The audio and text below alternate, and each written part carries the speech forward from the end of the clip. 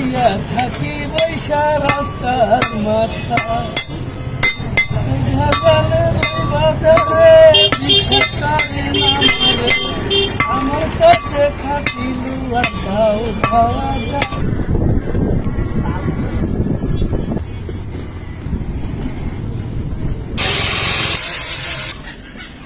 এখানে কাজ করা হচ্ছে কি প্রায় 15-20 বছর।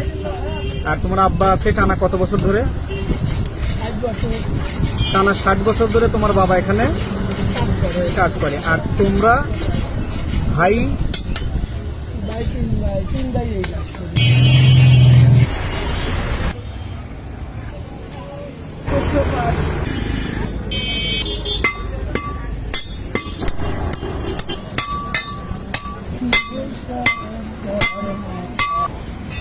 মারবে